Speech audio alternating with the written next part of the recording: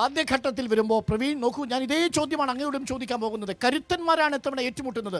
എളമരം കരീം കാക്ക എന്ന പേരിലാണ് അറിയപ്പെട്ടുകൊണ്ട് വരുന്നത്. കരീം കായ്ക്ക് ഇവിടെ കോഴിക്കോട് മണ്ഡലം എത്ര പിന്തുണ കൊടുക്കുമെന്നുള്ളത് പ്രധാനപ്പെട്ട ചോദ്യമുണ്ട്. മറുഭാഗത്ത് രാഘവേട്ടനും കരീം കയും തമ്മിൽ ഏറ്റുമുട്ടുമ്പോൾ എന്താണ് സംഭവിക്കാൻ പോകുന്നത്? അതിനിടയിലാണ് MT രമേശിന്റെ വരവ്. ഞാൻ ആദ്യം പറയാം, MK രാഘവന് രാഘവേട്ടൻ എന്നുള്ള പദവി കൊടുത്തത് കോഴിക്കോട് ജനങ്ങളാണ്, അല്ലാതെ UDF ഇറക്കിയ പോസ്റ്റർ അല്ല. മനസ്സിലായല്ലോ? രണ്ടാമത് കാര്യം, ഇവർ 2ാം സ്ഥാനത്തിന് മത്സരിച്ചോട്ടെ. 2ാം സ്ഥാനം CPM ആവണം ഞങ്ങൾക്ക് നിർബന്ധമുണ്ട്. കെട്ടിവെച്ച കാശ് കിട്ടുമോ നോക്കിക്കോട്ടെ BJP-ക്കാർ, അത് മാത്രം നോക്കിയാൽ മതി. 1ാം സ്ഥാനം UDF, 2ാം സ്ഥാനം LDF കിട്ടണം, അത് ഞങ്ങൾ നിർബന്ധമുള്ള കാര്യമാണ്. കെട്ടിവെച്ച കാശ് കിട്ടാൻ വേണ്ടി പോരാടിക്കോട്ടെ പടക്കുതിരകള്, അത്രേ പറയാനുള്ളൂ.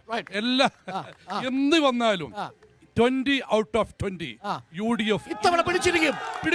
MT രമേശ്, ആ കോൺഫിഡൻസ് നോക്കൂ. 20 out of 20 കെട്ടിവെച്ച കാശ് BJP-ക്ക് കോഴിക്കോട് മണ്ഡലത്തിൽ നിന്ന് കിട്ടില്ലെന്ന് പറയുന്നത് പ്രവീൺ എഴുതി വെച്ചോളാനാണ് പറയുന്നത്.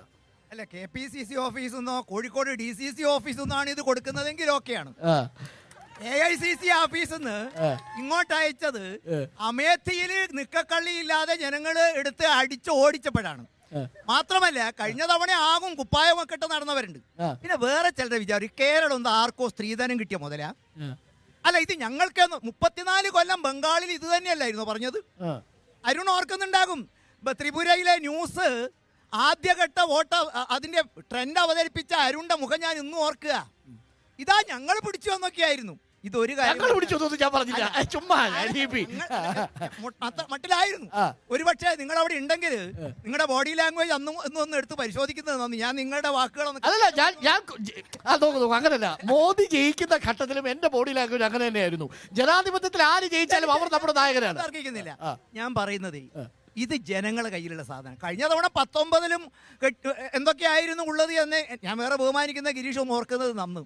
പിന്നെ രാഘവേട്ടെ നിങ്ങൾക്കറിയാം, മരുമകൻ്റെ കരുണ കൊണ്ടൊരിക്കൽ കേരളത്തിൽ വന്നു, പിന്നീട് കോഴിക്കോട്ട് വന്നു, ജയിച്ചു.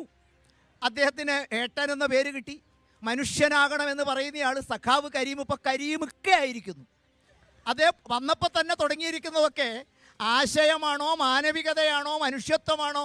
പണ്ടൊക്കെ എന്നെ ആവേശം കൊള്ളിച്ചത് ഞാൻ അവരുടെ ഒരു ആളൊന്നും ആയിരുന്നില്ലെങ്കിലും ഞങ്ങളിൽ ഇന്ന രക്തമില്ല എന്നൊക്കെ പറയുമ്പോൾ സഖാവിൻ്റെ ലേബല് മാറ്റി ഇപ്പം ഇക്കയിലേക്കും ചില ബോർഡുകൾ കാണുമ്പോൾ മറ്റെന്തോ ഓർമ്മകളുമൊക്കെ ഉണ്ടെങ്കിൽ ഉൾക്കിടലം എല്ലാവർക്കും ഉണ്ട്.